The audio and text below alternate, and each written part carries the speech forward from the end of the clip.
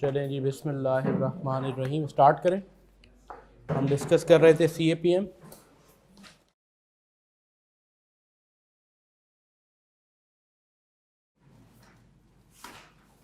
क्या पढ़ा था CAPM में हमने?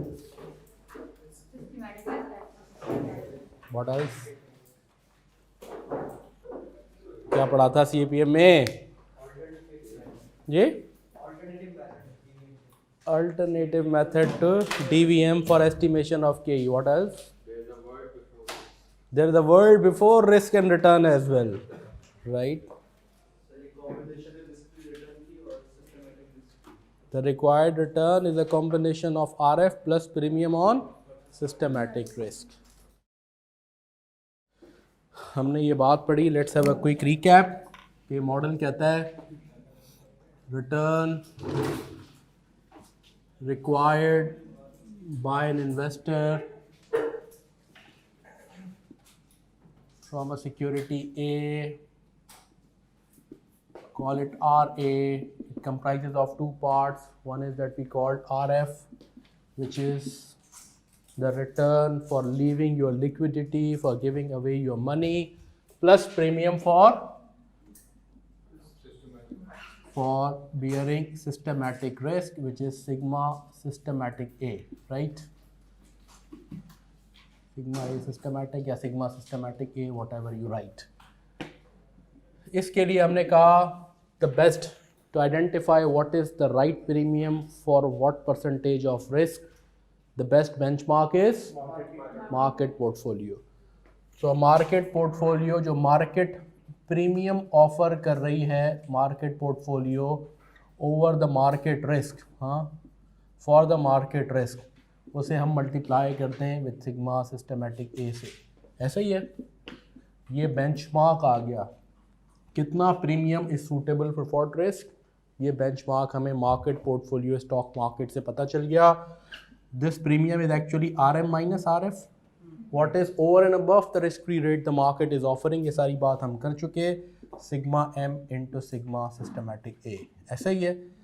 फिर हमने कहा हम इसे रीअरेंज कर देते हैं, RM minus RF into sigma systematic A divide by sigma M, ऐसा ही है। और हमने कहा इस रेशो का नाम है beta. Beta is a ratio of systematic risk of a security with market risk. और यूं इस इक्वेशन की एक फाइनल शक्ल बन गई जो हमारे पास आ गई। Everybody with me, right? तो डिटरमिन कीजिए CAPM रिटर्न।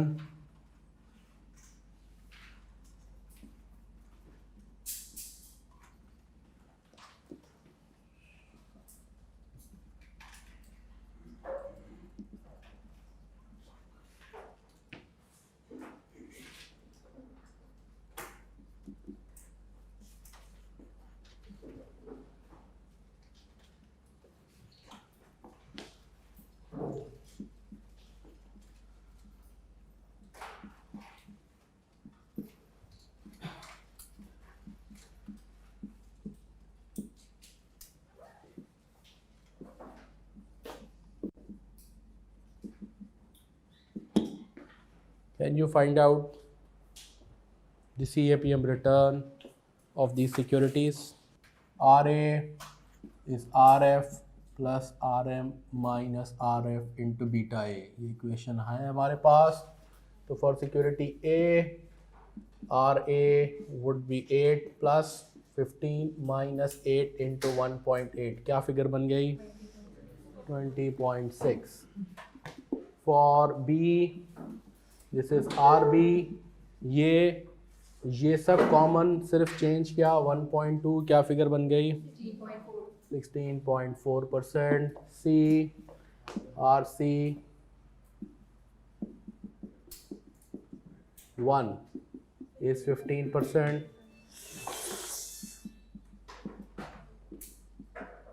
तो 0.7 क्या बन गया?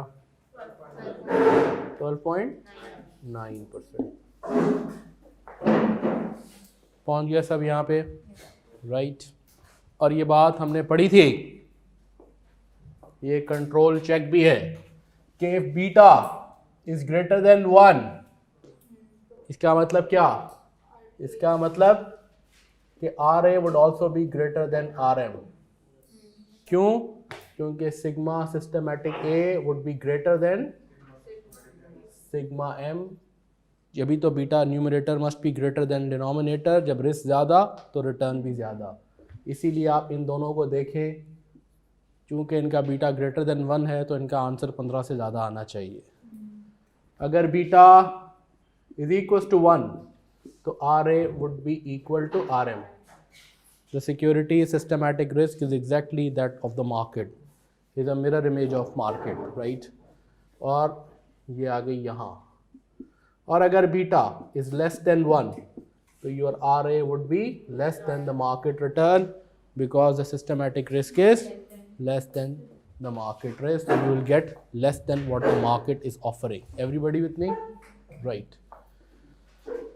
Right. यहाँ तक पहुँच गए हम सब, फिर हम आगे बढ़ते हैं अब।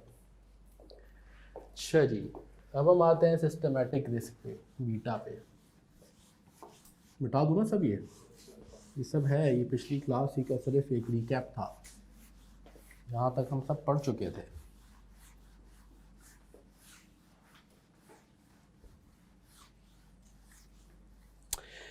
हमने ये बात भी पढ़ी कि ये जो रिस्क, टोटल रिस्क हम पोर्टफोलियो थ्योरी से कैलकुलेट करते हैं, इसे हम कहते हैं टोटल रिस्क। ऐसा ही है ना, ये जो हम निकालते हैं ना इस फॉर्मूले से, ऐसे क्या देख रहे हैं, कई बार निकाला ना आपने।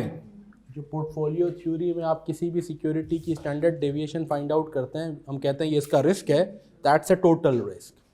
ये मॉडल कहता है इस रिस्क के दो बच्चे हैं, एक बच्चा सिस्टमैटिक और एक बच्चा अनसिस्टमैटिक।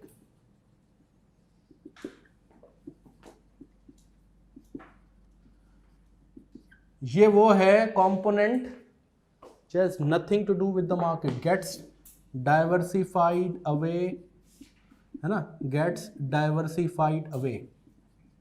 मींस जब ये सिक्योरिटी मार्केट पोर्टफोलियो का हिस्सा अगर बन गई, अगर ये सिक्योरिटी मार्केट का हिस्सा बन जाए, मार्केट पोर्टफोलियो का, तो इसका ये कंपोनेंट तो ख़त्म हो जाएगा ना 100%। ऐसा ही है ना भाई, जो चीज़ डाइवर्सिफिकेशन से ख़त्म हो सकती है ना। Means if the security is part of diversified portfolio, यानी let's say market portfolio, say market portfolio which is the most diversified portfolio,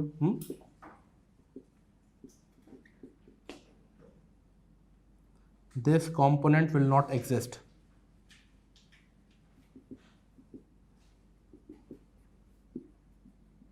will get eliminated। ऐसा ही है। और ये वो component है which cannot be diversified away। सुन रहा है अभी सब, कोई कॉपी तो नहीं कर रहा ना। which cannot be diversified away। Let's say if the security is part of diversified या market portfolio, ये मैं लिख इसीलिए रहा हूँ ताकि आप इसको बाद में सुकून से कॉपी कर लें जो कहता जा रहा हूँ। Diversified market portfolio, because it is important that you note it down later. If the security is part of diversified portfolio, this component will exist,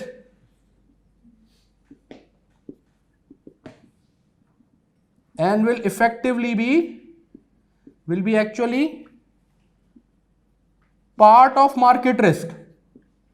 ऐसे ही है ना भाई, depending on whatever the weightage of this security is। Market में 700 securities है, एक ये भी सिक्योरिटी है, तो ओवरऑल मार्केट रिस्क में ये भी कंट्रीब्यूट कर रहा है पोर्शन, भले वो 0.1% हो, वो छोटा सा कंपोनेंट हो, नन्ना मुन्ना चुन्ना जो भी हो, but conceptually this will be part of it.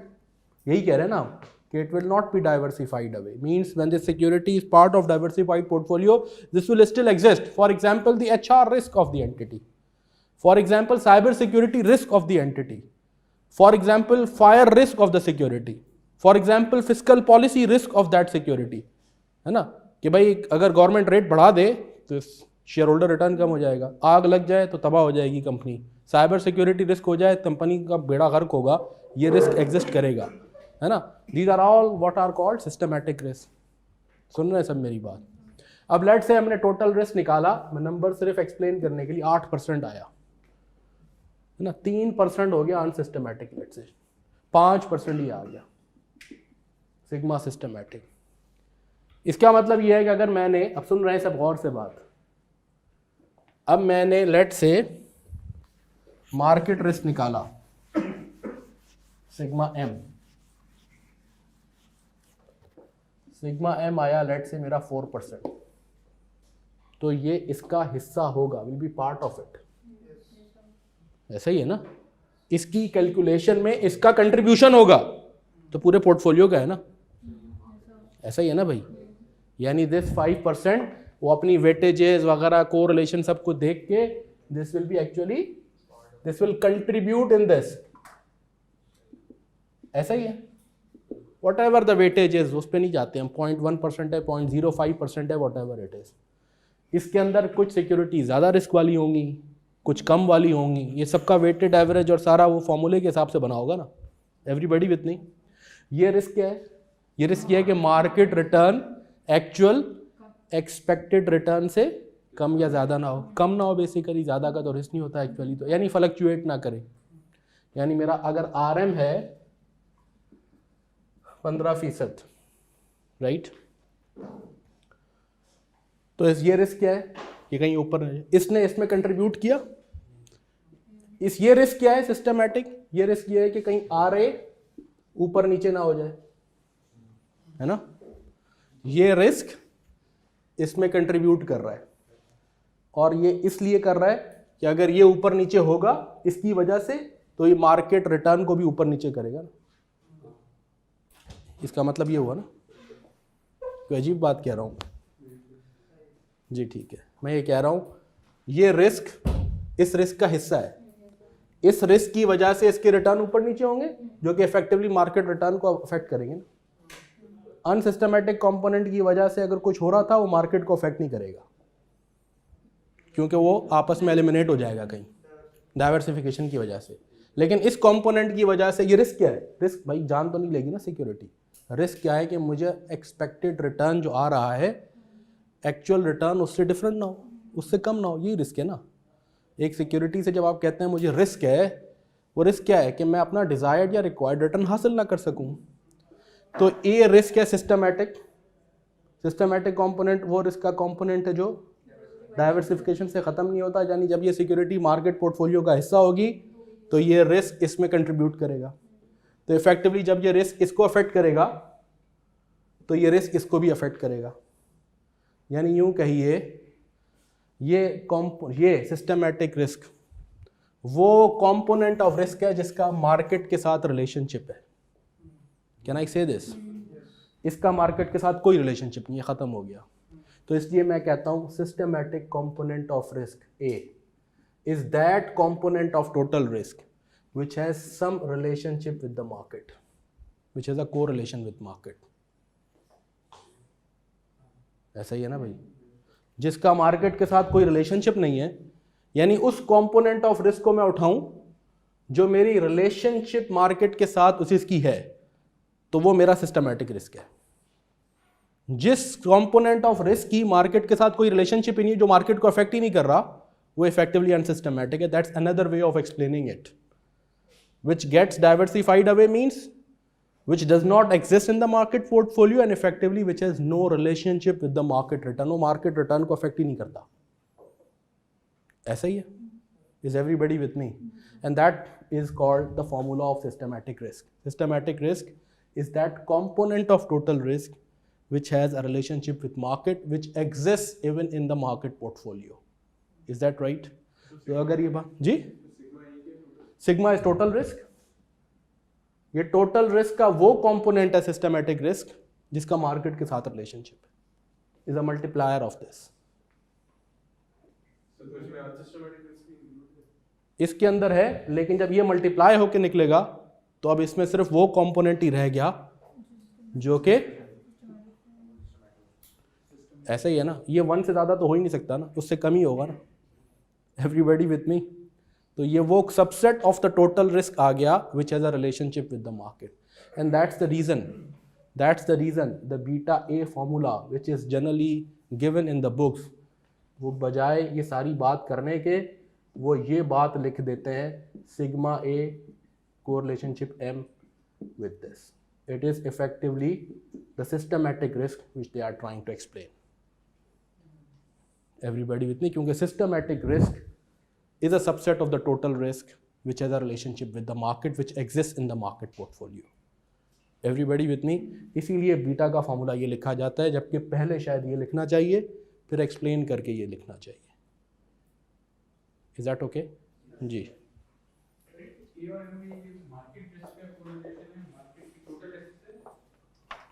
ये कोरिलेशनशिप कोएफिशिएंट क्या है? जो return of relationship between the returns of the to assets है ना. यानी ये रिस्क का वो कंपोनेंट है which has a relationship with the market. यूँ मैं आसान जबान में एक्सप्लेन कर रहा हूँ. जो जब इसको अफेक्ट करेगा तो कॉन्सिक्वेंशियली मार्केट को अफेक्ट करेगा, कंट्रीब्यूट कर रहा है. ये टोटल मल्टीप्लाई हो गया ना इससे. जब इससे मल्टीप्लाई हो गया तो इसका वो सबसेट आ गया जो मार्केट के साथ रिलेशनशिप रखता है. ऐसा ही है ना. सिस्टमैटिक रिस्क, इसको मैं रीड ऐसे कर रहा हूँ, लिखा मल्टीप्लाई है, is that component of this risk. क्योंकि ये correlationship coefficient is always less than 1 ही होगा ना, 1 से ज़्यादा नहीं हो सकता. तो systematic risk is that into 0.8 हो गया let's say, is that subset of the total risk which has a relationship with the market, which affects market through affecting its securities return.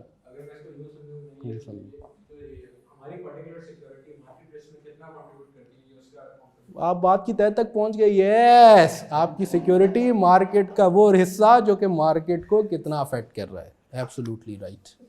Copy करें अब यहाँ तक. ये जो हाथ बांध के बैठे हैं कुछ जुम्मे के खुतबे में थोड़ी आए हुए हम.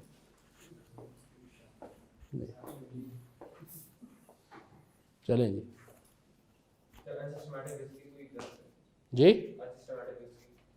अनसिस्टमैटिक रिस्क की एग्जांपल जैसे मैंने आपकी दी, certain portion of oil price risk. ठीक है. Certain portion of your let's say अगर आप seasonal risk, summer and winter, right. एक सर्टन कुछ ऐसे कंपोनेंट हैं जो दूसरों के साथ नॉक ऑफ हो जाते हैं. Certain component of foreign exchange risk. If you have an import oriented entity and you are got an export oriented entities in the market, that portion of the risk gets diversified away.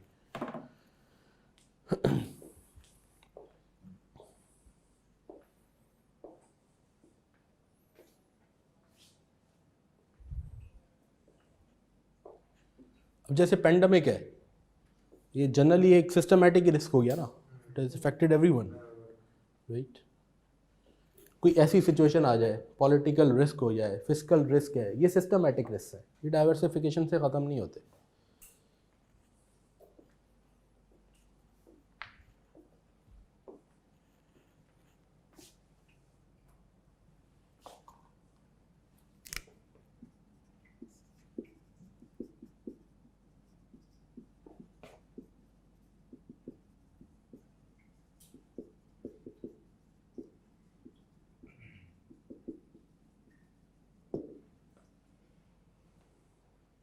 And will have a relationship with market return. ऐसा ही है ना, जिसकी हमने सारी यहाँ बात कर दी. Calculate CAPM returns of security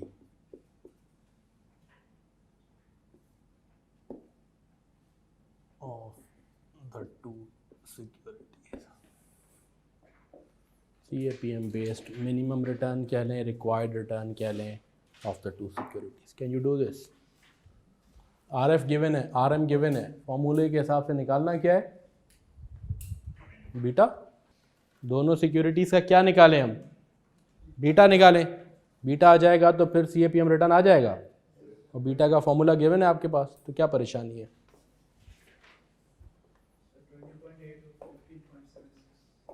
20.8 and अच्छा, RA is RF plus RM minus RF into beta A. हमें क्या चाहिए? हमें बीटा चाहिए. बीटा मिल जाए दोनों सिक्योरिटीज़ का रिटर्न निकल सकता है। ये गिवन है, ये गिवन है। क्या चाहिए? बीटा। बीटा का फॉर्मूला क्या है? Beta is sigma A into correlationship coefficient A M divide by sigma M. ऐसे ही है। तो for P and for Q can you not find out? सारे डेटा तो गिवन है आपके पास। Beta P is correlation standard deviation 12 into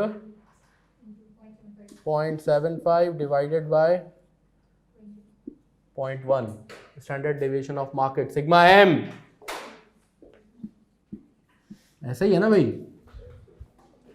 तो 10 से डिवाइड कर दें, यानी सॉरी, अगर ये 12 ले रहे हैं तो इसको 10 कर दें, या 0.12 करें तो फिर वो करें। क्या फिगर बन गई? 0.9। तो R P is, R F कितना है? 10 प्लस 22 माइनस 10 इंटू 0.9 क्या बन गया? 20.8। क्या मुश्किल है ये बहुत? बीटा क्यू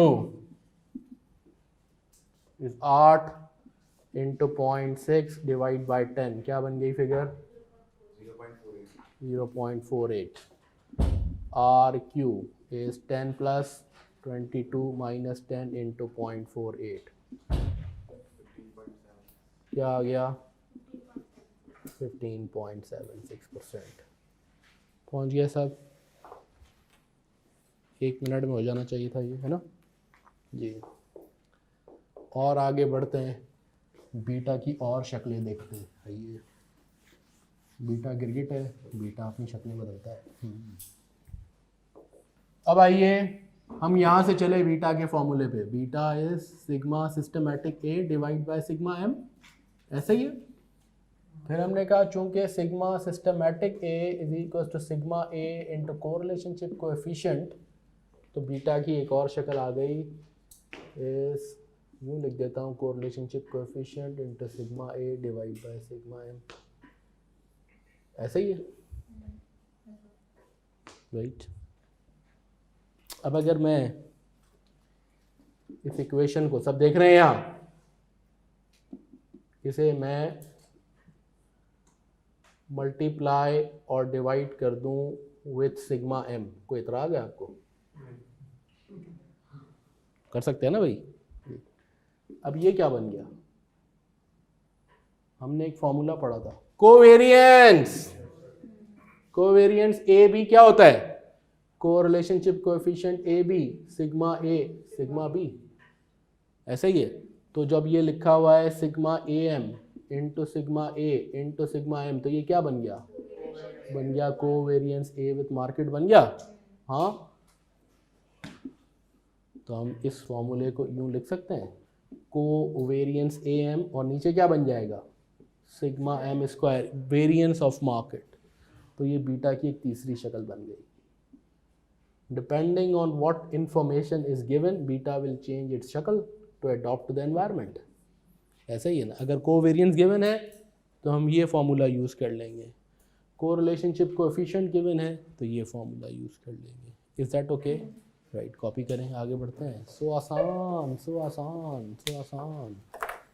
ये रिटर्न जो हम CAPM फॉर्मूला से निकालते हैं, इसे हम कहते हैं CAPM based required return, CAPM based minimum return, CAPM based equilibrium return. यानी इतना मिनिमम हमें एक इन्वेस्टर को तहजीबन और अखलाकन मिलना चाहिए। ये मॉडल ये कहता है based on the risk characteristics of a security, the security should offer at least this return.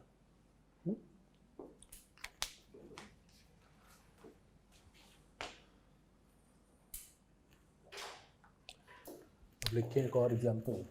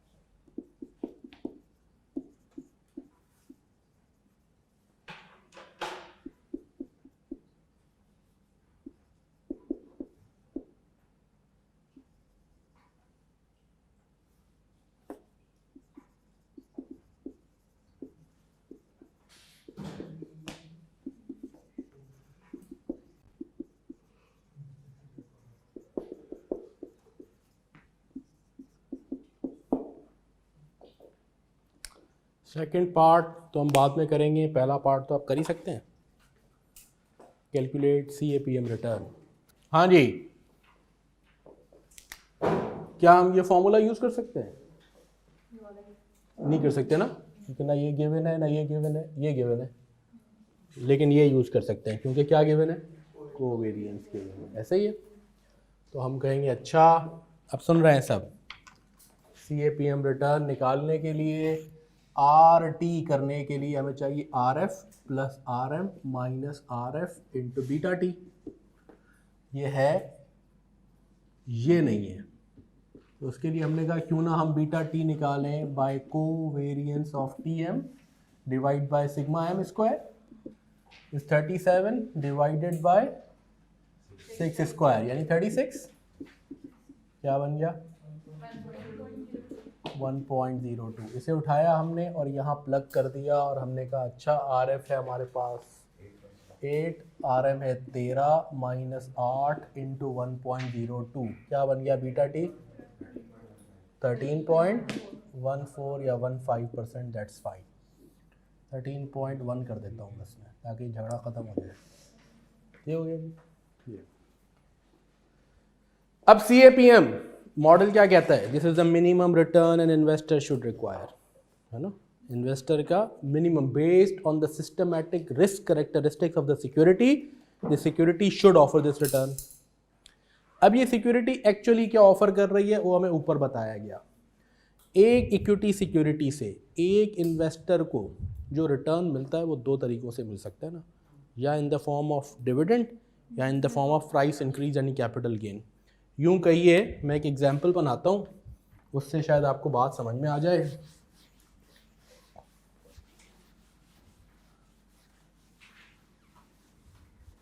Let suppose करें आपने एक शेयर में 1 जनवरी 2020 को बिफोर कोविड इन्वेस्ट किया 50 रुपये, ठीक है? उस वक्त इसकी ये शेयर प्राइस थी। हाँ, इस सिक्योरिटी ने आपको डिविडेंड दिया ड्यूरिंग 2020 कितना 2.5 और 31 दिसंबर 2020 को इसकी प्राइस हो गई 55 ऑफ कोर्स एक्स डिविडेंड, वो पहले पे कर चुकी। हाँ, तो अब जो रिटर्न होगा मैं कहूँगा हमें मिला एक डिविडेंड, सुन रहे हैं सब, ₹2.5 एज अ परसेंटेज निकालूं dividend yield on what I actually got on the price जिस पे मैंने इन्वेस्ट किया, वो क्या बन गई 5%, और मुझे कैपिटल गेन मिला 55 माइनस 55 रुपीज़ का, ऐसा ही है। एज अ परसेंटेज क्या बना 5 डिवाइड बाई 50 मुझे 10%, तो मैं कहूँगा मुझे टोटल रिटर्न कितना ऑफर हुआ इस D Y plus C G of 15%, है ना। He expects dividend yield of 5 and capital, तो टोटल रिटर्न कितना एक्सपेक्ट कर रहा है 15। यहाँ से हमें टोटल रिटर्न ही जो चाहिए, ये हम कह रहे हैं हमारी मिनिमम रिक्वायरमेंट है। एक्चुअल वर्ल्ड में हम एक्सपेक्ट कितना कर रहे हैं, expect the security will yield actual world return कह लें, वो कितना होगा, ये मॉडल बेस्ड, वो 15, तो क्या कहेंगे अच्छी सिक्योरिटी है ना भाई, मिनिमम से ज़्यादा ही दे रही है ना, तो कहेंगे हाँ हाँ और क्या जान लेंगे, तेरा चाहिए 15 मिल रहा है, तो क्या कहेंगे yes yes we should invest, should invest, should invest, yes the investor should invest, should invest. इन दोनों के डिफरेंस ही को तो कहते हैं what is called alpha value. Alpha is the difference between expected return, expected actual world यूं कह लें आप, minus CAPM based model based return, ये मॉडल है ना रिटर्न, तो अल्फा वैल्यू क्या है यहाँ पे पॉजिटिव है, 15 माइनस 13.1 हम कहेंगे अल्फा वैल्यू इज पॉजिटिव 1.9%, है ना। अगर हम ये एक्सपेक्ट करते हैं, सुन रहे हैं सब, कि ये सिक्योरिटी हमें टोटल मिला के 12% देगी, तो फिर क्या कहते, फिर कहते कि हम इन्वेस्ट ना करें। अगर हमें ये होता had we expected dy plus CG of let say 12%, तो अल्फा वैल्यू फिर क्या होती, फिर होती 12 माइनस 13.1 माइनस 1.1%, तो हम कहते no no we should not invest. ऐसा ही है ना भाई, यहां हम क्या कह रहे हैं, yes yes we should invest because this security is offering a return greater than what you require the minimum. ऐसा ही है, रिक्वायरमेंट है हमारी based on risk, model based expectation कह लें या रिक्वायरमेंट कह लें। एक्चुअल एक्सपेक्टेशन क्या है वो इससे आएगी। एक्चुअल वर्ल्ड एक्सपेक्टेशन आप दो तरीकों से निकालेंगे, या आप डिविडेंड यील्ड प्लस सीजी करेंगे, या आपको प्रोबेबिलिटीज का डेटा गिवन होगा। वो जो प्रोबेबिलिटीज से हम निकालते थे वो भी टोटल एक्सपेक्टेड, वो इसी का नेमुल बदल है, वो अल्टरनेट है इसका, ठीक है ना। और CAPM रिटर्न CAPM मॉडल से निकलेगा। एक्सपेक्टेड रिटर्न दो तरीके निकालने के, एक्सपेक्टेड रिटर्न देखें ना, हमें ये फैसला करने के लिए कि इन्वेस्ट करें या ना, अल्फा वैल्यू चाहिए, यानी expectation versus model based minimum requirement. हाँ, तो इसके दो तरीके हैं, एक मैं कर लूं dy plus CG total return, और दूसरा क्या प्रोबेबिलिटीज। वो जो आरे बार निकालते थे ना आप, वो आपकी एक्चुअल वर्ल्ड एक्सपेक्टेशन। आज जब मैं ये फैसला करूंगा कि मैं करूं या ना करूं, तो अभी तो मैं डेवलप करूंगा ना एक्सपेक्टेशन कि अगले साल क्या मिलेगा, मॉडल के हिसाब से इतना मिलना चाहिए, और मैं एक्सपेक्ट करूंगा अच्छा कि मुझे डिविडेंड और कैपिटल गेन कितना होगा, उसकी बेसिस पे एक्सपेक्टेशन डेवलप कर लूं, या प्रोबेबिलिटीज की बेसिस पे करके एक वेटेड एवरेज आरे बार निकाल लूं। ये आरे बार निकलता था ना, एवरीबडी विथ मी जी। हमारी रिक्वायरमेंट 15 नहीं है, रिक्वायरमेंट 13.1 है, ये रिक्वायरमेंट है, दिस इज रिक्वायरमेंट। वो चाह नहीं रहा, वो एक्सपेक्ट कर रहा है डिविडेंड यील्ड और कैपिटल गेन ये सिक्योरिटी ऑफर करेगी।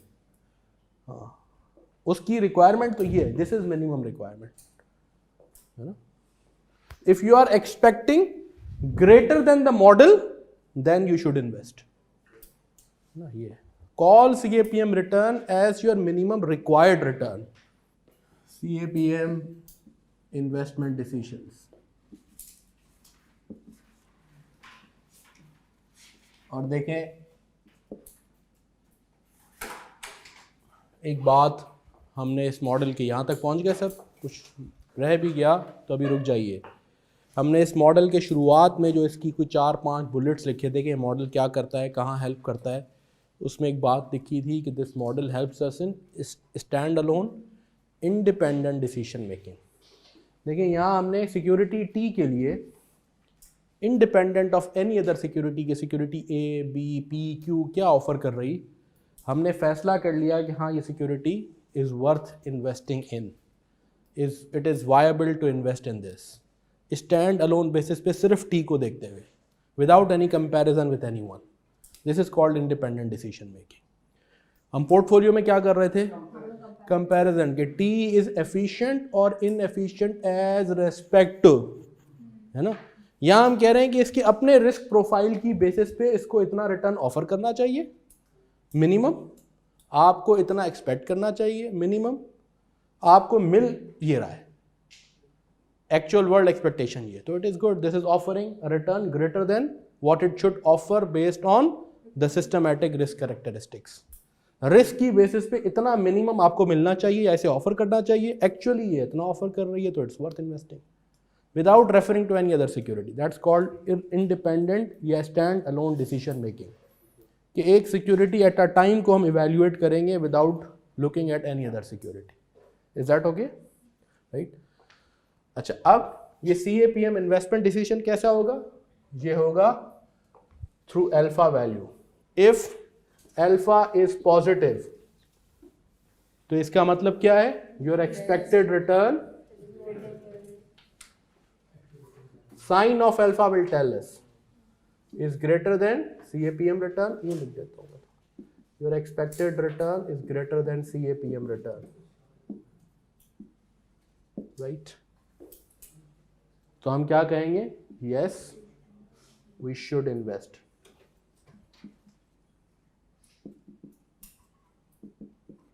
अगर ऑलरेडी इन्वेस्ट किए बैठे हैं तो होल्ड द सिक्योरिटी, तो होल्ड करें, है ना. It's a good security. अगर पहले से इन्वेस्ट किए बैठे हैं और इवैल्यूएट कर रहे हैं तो हम कहेंगे it's a good investment that you have done, you should keep this investment, it is going to give you return greater than your minimum required return. ऐसा ही है. अगर किसी सिक्योरिटी की अल्फा वैल्यू नेगेटिव है तो इसका क्या मतलब है कि जो एक्सपेक्टेड रिटर्न है आपका सिक्योरिटी से वो लेस देन CAPM रिटर्न होगा, है ना. और इस दोनों बातों का मतलब क्या कि no we should not invest. Already invested तो जान छुड़ाएं इससे, क्या करें, डाइवेस्ट, सेल, है ना. क्योंकि आप रखे रहेंगे तो जो रिटर्न मिलेगा वो रिक्वायरमेंट से कम मिलेगा, तो बेहतर है क्या करें, बेच के जान छुड़ाएं, किसी अच्छी सिक्योरिटी में इन्वेस्ट करें. और if alpha is 0 nil, rare scenario, तो इसका मतलब है जो इस सिक्योरिटी से आप एक्सपेक्ट कर रहे हैं, expected return is exactly equal to the model based return, right. और यहां हम कहेंगे वी कैन इन्वेस्ट, कोई शद और मद नहीं देंगे, शुड और शुड नॉट. आप चाहें तो आप इन्वेस्ट कर सकते हैं, आपको रिक्वायरमेंट मिल रही है, ऑलरेडी इन्वेस्टेड, कैन होल्ड, यहां हम कहेंगे शुड होल्ड.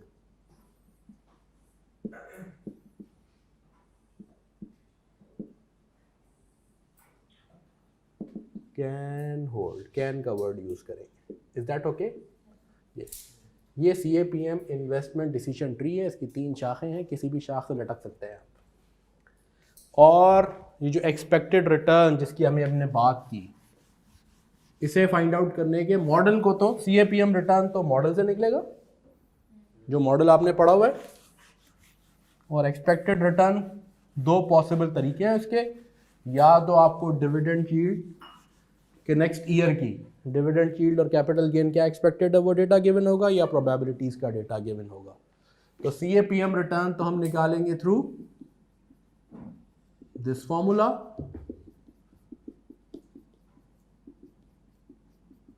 ऐसा ही है।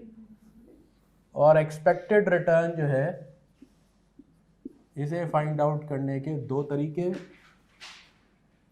एक आपको dividend yield plus capital gain कर दें आप, या दूसरा प्रोबेबिलिटीज का आपको डेटा गिवन होगा, यानी आप RA बार जो आप पोर्टफोलियो थ्योरी से पढ़ चुके हैं उसका वेटेड एवरेज निकाल लेंगे। Is that okay? राइट। और इन दोनों की बेसिस पे you can find out the alpha value. Copy करें यहाँ तक, फिर आगे बढ़ते हैं। जी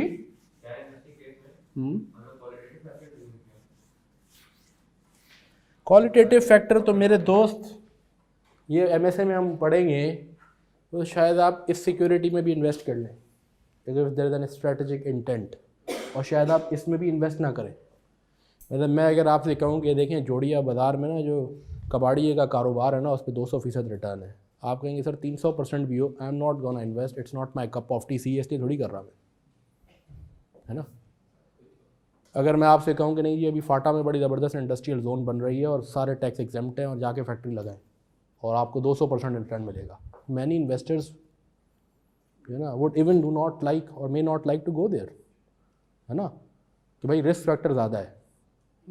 अफ़गानिस्तान में कितनी अपॉर्चुनिटीज, आप कहते नहीं सिक्योरिटी रिस्क है, हम नहीं जाएंगे वहाँ।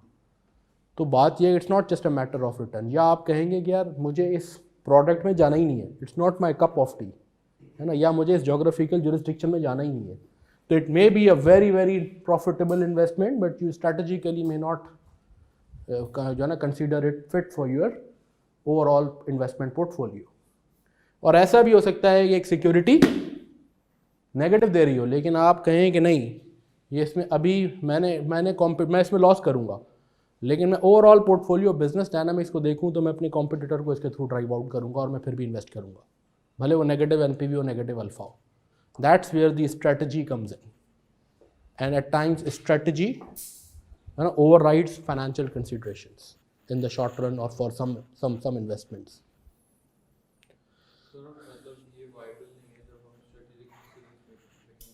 जी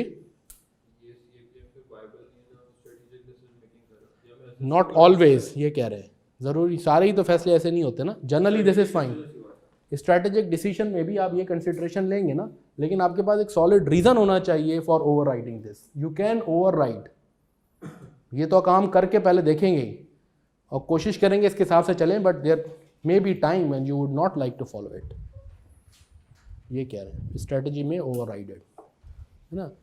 अब जैसे आप ये देखें आपको मिलेंगे SAP और Oracle, इनकी आप बैलेंस शीट कभी उठा के देखें, ये M&A में हम बात करेंगे। कैश के बाद सबसे बड़ा इनके पास जो बैलेंस शीट में नज़र आएगा ना, आप गूगल करें इनकी ग्लोबल बैलेंस शीट जो कंसोलिडेटेड होती है, गुडविल नज़र आएगी आपको, मतलब इतनी ये परचेजेस करते हैं। अब एक छोटा सा कॉम्पिटिटर इनको नज़र आता है ना, ये सोचते हैं अच्छा उसकी, वैसे आप कहेंगे इसकी आज वही वर्थ नहीं है, दे वुड प्रेफर टू पे $1 million $2 million two by it rather than allowing it to grow and become a competitor। कि अभी ये छोटा बच्चा अभी काबू कर लो, ये बड़ा हो गया हमें आंखें दिखाएगा, है ना, तो हमारे बिजनेस को अफेक्ट कर सकता है, अभी काबू कर लो उसको। So it may not worth it at that time if you just from financial perspective, अगर हम जैसा कोई अकाउंटेंट वहाँ बैठा होगा तो शायद ये कहेगा नंबर्स की वजह यार इसकी तो इतनी वर्थ ही नहीं है, अभी तो कोई कैश फ्लो ही नहीं है, but from an strategic perspective they are doing right, है ना। तो ये बाद औकात स्ट्रैटेजी ओवर राइट्स फाइनेंशियल, ये नहीं कह रहा कि भाई स्ट्रैटेजी का मतलब ये हो गया कि फाइनेंशियल चीज़ें देखें ही नहीं, no, but there are times when strategic priority overrides financial numbers, this is what I am saying.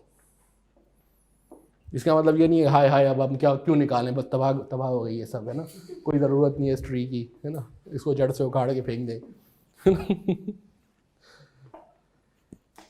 अच्छा जी, अब हम एक एग्जाम्पल करें फिर आपका टेस्ट होगा। क्या निकाला हमने beta A B C D यूँ कर लेते हैं, beta covariance A M divide by sigma M square, ऐसा ही है।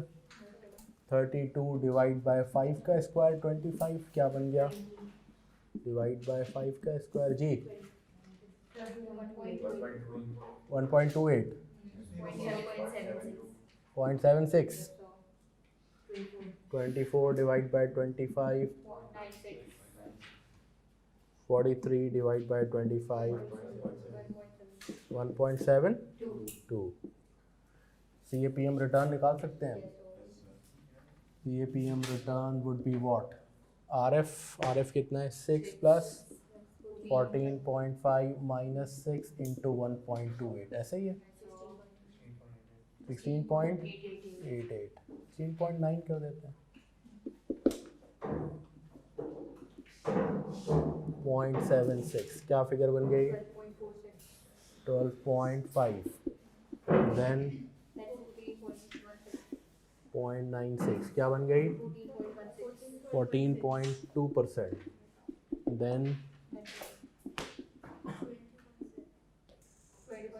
1.72 20.6%। ये क्या है, is the minimum required rate. What is this security offering expected क्या है,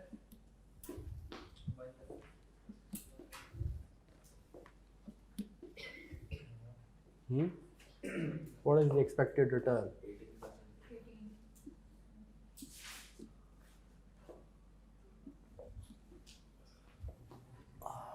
expected return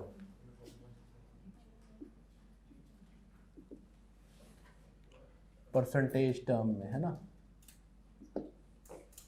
यहाँ क्या आएगा 3.25 डिवाइड बाय 18, 18.6 डिवाइड बाय 212, ऐसे ही है। ये आप कर रहे हैं, ये आपकी आज इन्वेस्टमेंट है। वी एज्यूम दैट इस रिटर्न के अंदर डिविडेंड कैपिटल गेन दोनों शामिल है। क्या परसेंटेजेस आ गई 18.1 8.8 0.8 डिवाइड बाय 4.5 17.8 4.15 डिवाइड बाय 20 20.8। अब निकालें अल्फा वैल्यू,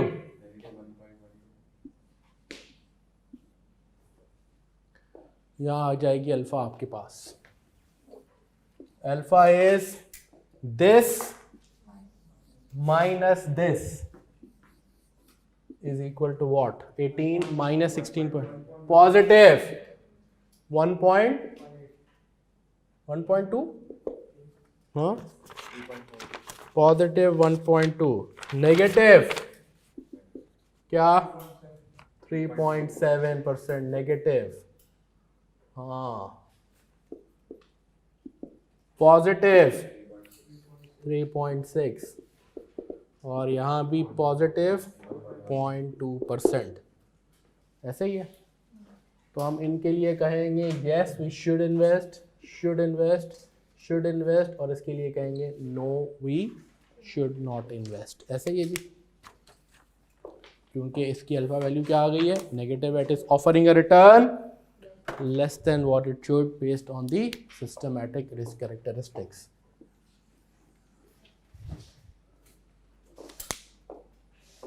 बहुत मुश्किल बात है ये। अब आपके जिन्होंने कर लिया, आपके हाथों में एक हैंड आउट है, मुश्ताक लिमिटेड है सबके पास, ये भी आपके पास पेपर से क्वेश्चन है, देखें क्या करते हैं, शुरू हो जाए। अल्लाह आपका हामी और नासिर हो। मुश्ताक लिमिटेड,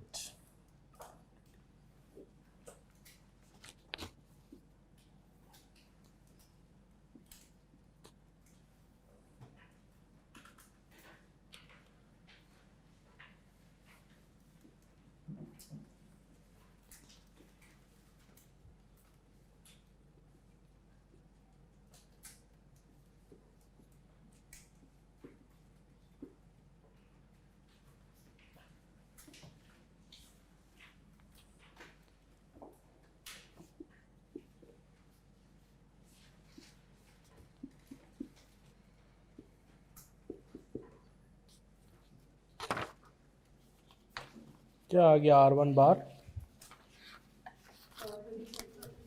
जी 30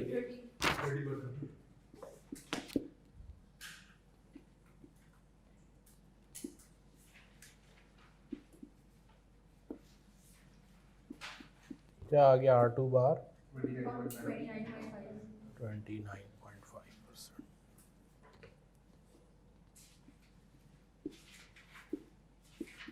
क्या आ गया RM बार 30%। अब देखिए हमें अल्फा वैल्यू चाहिए, सुन रहे हैं sir? Alpha value is equal to CAPM expected return minus CAPM return, ऐसे ही है ना भाई? CAPM मॉडल में इवैल्यूएशन ऑफ इन्वेस्टमेंट इसी से होती है, तो ये तो फिगर आ गई ना, R1 बार R2 बार एक्सपेक्टेड रिटर्न हो गए। अब क्या चाहिए?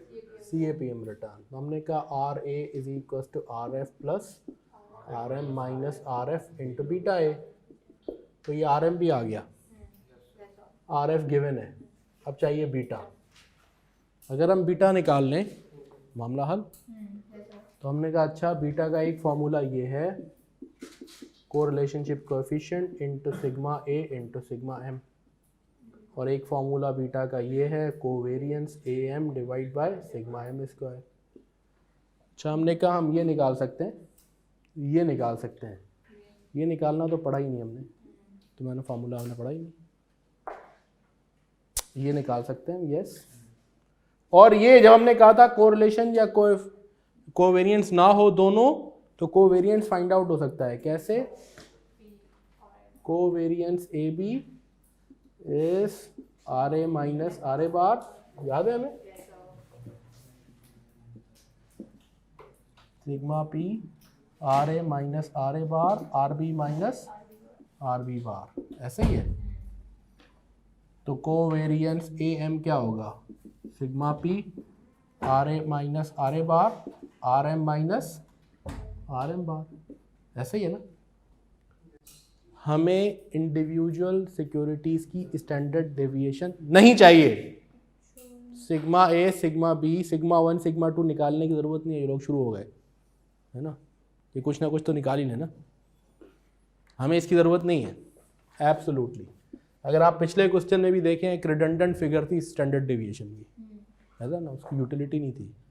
जब कोवेरियंस है तो फिर मुझे कोवेरियंस मैं इस फॉर्मूले से निकालूंगा और मुझे सिर्फ सिग्मा M चाहिए। We do not need sigma 1 and sigma 2, ऐसे ही है, सिग्मा M चाहिए सिर्फ बस, और कोवेरियंस चाहिए, ऐसा ही है ना भाई जी। ये कह रहा हूँ, कोई अजीब बात हो गई? मैं कह रहा हूँ जब मुझे बीटा का ये फॉर्मूला यूज़ ही नहीं करना, मैं कर ही नहीं सकता, क्योंकि ये मैं फाइंड आउट नहीं कर सकता, ये फाइंड आउट करके करूँगा क्या मैं? मुझे तो ये फॉर्मूला चाहिए ना। इसके लिए मुझे RA माइनस RA बार चाहिए, RM माइनस RM बार वैसे ही निकाल लूँगा मैं जब सिग्मा M निकालूंगा।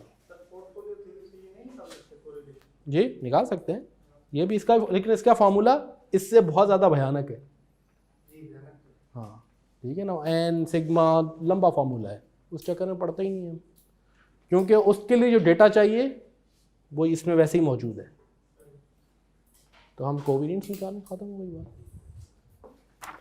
ठीक है जी, अब हम करते हैं पहले RM माइनस RM बार, 30 माइनस 30 नील, माइनस 5 प्लस 10, ऐसे ही है। इस माइनस प्लस का ख्याल करना है कोवेरियंस के लिए, याद है ना?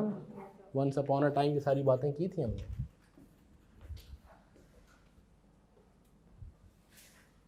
वंस अपॉन अ टाइम,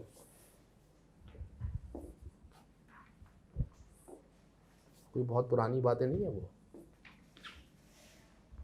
माजी करीब में ये सारा काम हुआ था।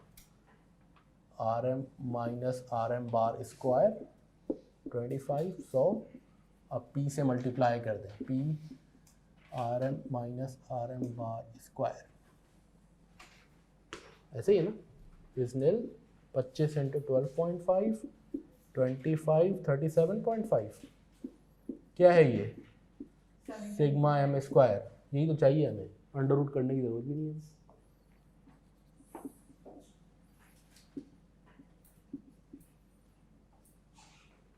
हमें चाहिए भी तो वेरिएंस ना, मार्केट वेरिएंस है ना डिनोमिनेटर में, तो मिल गई ना ये सिग्मा एम स्क्वायर। ऐसे क्या देख रहे हैं मुझे, कुछ भी नहीं करना, ये पढ़ा भी था, बाद औकात ग्रोथ भी दी हुई थी, याद है हमें, वंस अपॉन अ टाइम की बात भी की थी। इसका कुछ भी नहीं करना ग्रोथ का।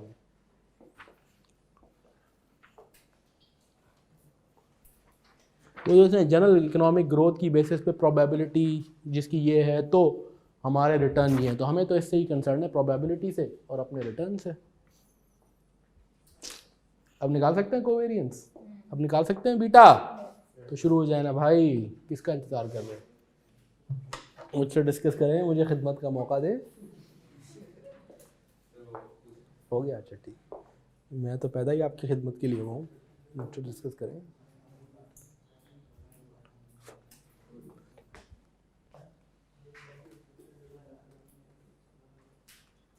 हो गया, वेरी गुड।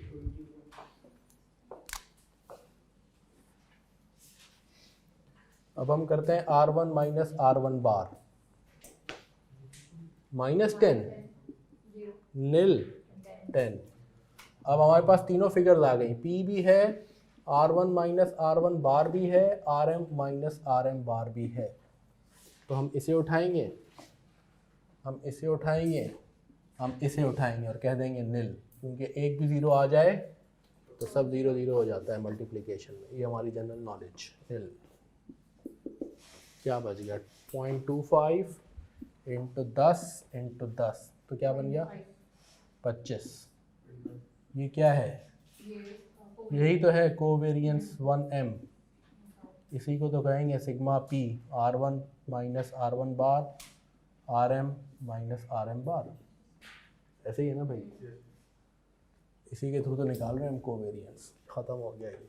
अब आ गया, इतना मुश्किल और भयानक था नहीं ये जितना आपने ध्यान में रखा हुआ था।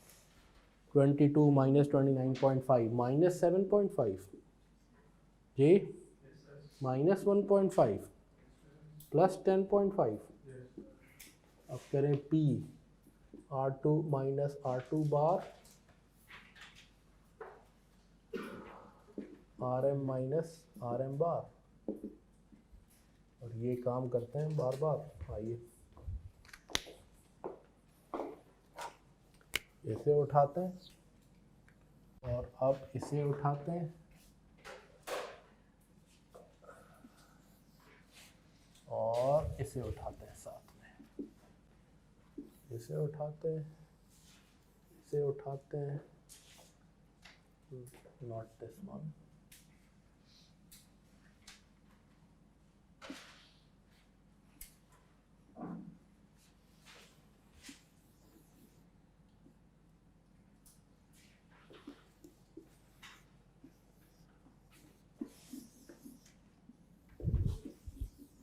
क्या फिगर्स आ गई जी, नील,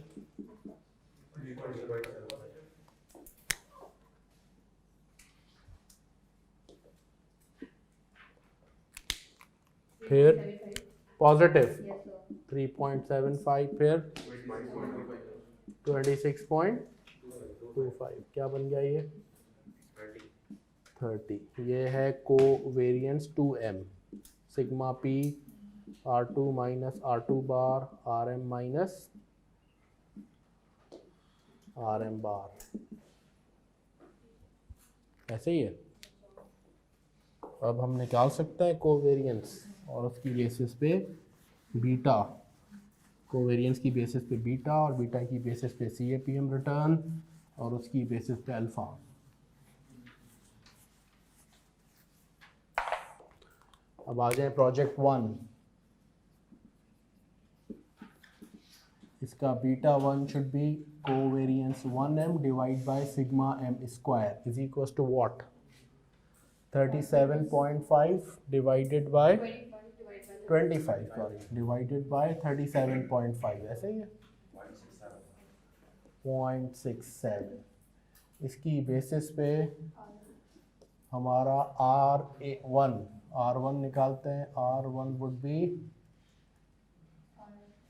यहाँ नीचे निकाल देते हैं, R1 is equals to RF plus RM minus RF into beta 1 is 6 था RF? Yes, 10. 10 plus 30. 30 minus 10 into this 0.67 क्या बन गया? 23.4%. Alpha value is expected return minus CAPM return is equals to 30%. Minus 23.4% is positive 6.6%.